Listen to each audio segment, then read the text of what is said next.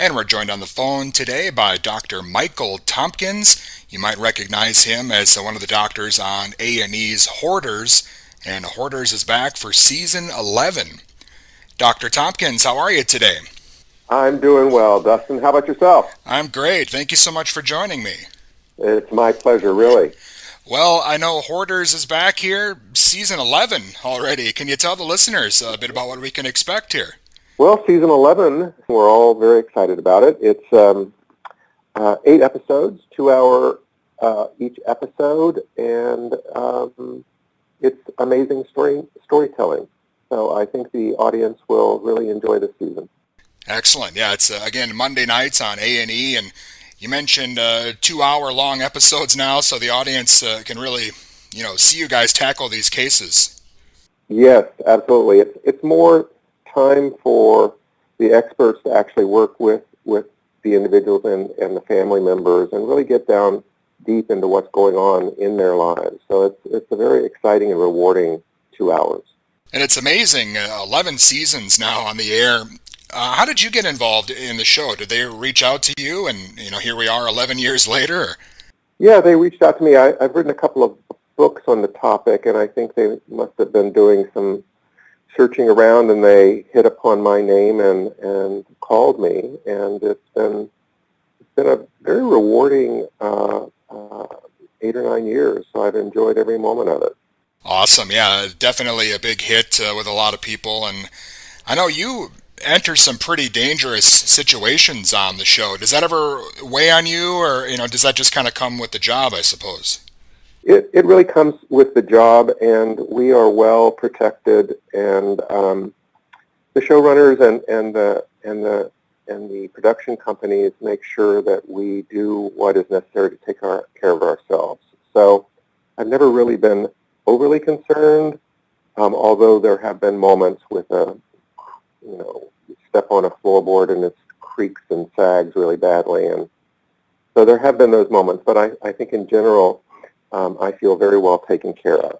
Well, I know when I was growing up, we had relatives who were hoarders, but at the time we didn't know, there was an actual medical explanation for it. It kind of seems like the show has really, helped me, I know, and a lot of other people kind of understand, what's actually happening with some of these people who develop this. I think that's a really good point, Dustin. I mean, this is a mental health issue that happens behind closed doors, and it happens within neighborhoods and within families. And almost everyone whom I do a lot of training, and I often will ask clinicians who have come in for training, do they know anyone in their neighborhood or have a family member or friend who they think may have this problem? And I would say at least half or more individuals in the room will raise their hand. So this is not a problem that I think part of the wonderfulness of the show is that it's brought attention to this very serious mental health issue that we're in our neighborhoods, but we just simply assumed that this was just the way Mr. and Mrs. Smith chose to live.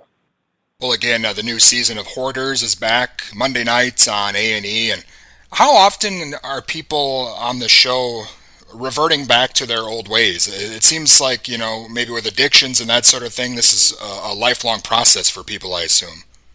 That is absolutely right. This is, like most mental health issues, this is a chronic condition.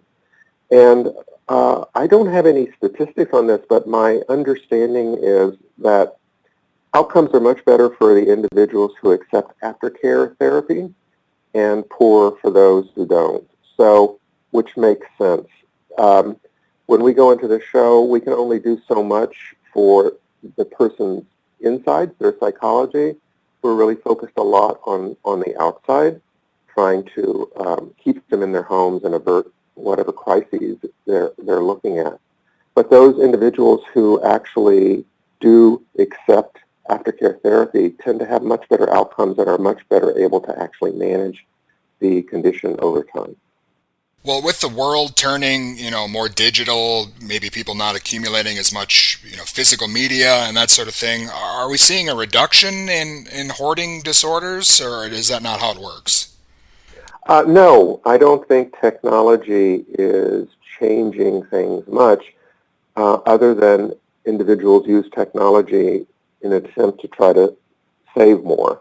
So I've met many individuals with this problem. Their plan is to basically digitize all of the pieces of paper that they have in their home. And while that's theoretically possible, that is not practically possible. And so it's another one of those tasks that they never get around to. And so, if anything, technology has opened a door to people saving more things, but in, saving their voicemail, saving their email, saving all of these. And while that may not be as disruptive to them on a day-to-day basis, it is a feature of the condition. And I suppose, it used to be maybe just thrift stores, garage sales, something you might see on the curb. But now, with eBay and Amazon, the whole world is kind of a giant garage sale in a way.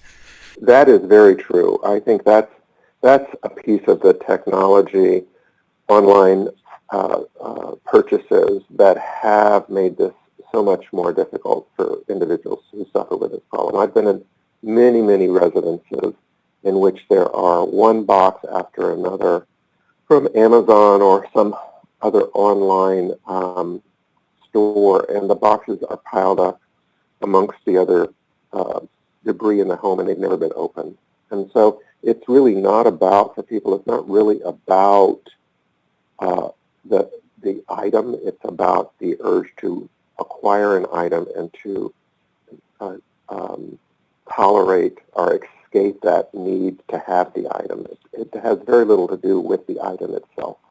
Excellent. I'm a big fan of the show and the work that you do, Doctor. Thank you so much for your time today.